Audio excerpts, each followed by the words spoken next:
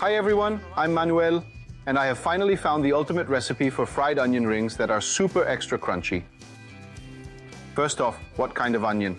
A beautiful large white onion. You will see why. I'll peel it with a bread knife. Watch this part closely. Use the bread knife to slice the onion into beautifully thick rings, like this.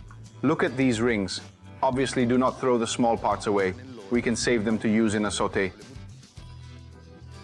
Here I will reveal the first trick. After slicing, we will put our onion rings into a bowl full of water and ice. Why?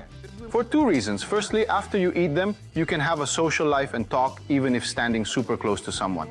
Secondly, it will make them super crunchy, and they won't go soft after frying. Pour the flour into a bowl, add salt and baking soda. Be careful not to use a mix for desserts, or they will taste like vanilla. Then for a touch of color, add a little sweet paprika. Now, another trick, a bit like when making tempura, when we add the liquid component to our dry ingredients, it needs to be super cold, like this beer. This is the second secret to cooking super crunchy onion rings. You can also prepare the batter in advance. The important thing is that you guard it carefully in the fridge, because it must undergo a thermal shock when dropped in hot oil. With a whisk, stir to prevent any lumps from forming. Ready? Now this is really important. I have drained the onions from the water and ice. Now we need to dry them off carefully. Why, you ask? Because, as the saying goes, oil and water, well, they just don't mix. So, we will arrange the onions here on a dish towel, and then slowly, we will dry them off. Now man your battle stations. Heat the seed oil to a maximum of 170 degrees. Take your nice cold batter. Use tongs to dip the first ring.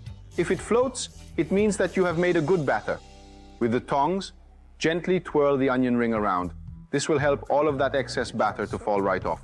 And drop it in. We will turn our onion rings a couple of times. This way, they will become perfectly golden all around. Then drain them onto some fry paper and sprinkle on a pinch of salt. I'm going to dip it. Perfect. They are very crunchy and they have just the right amount of oniony flavor. Guys, have faith. Trust old Manuel. Ciao.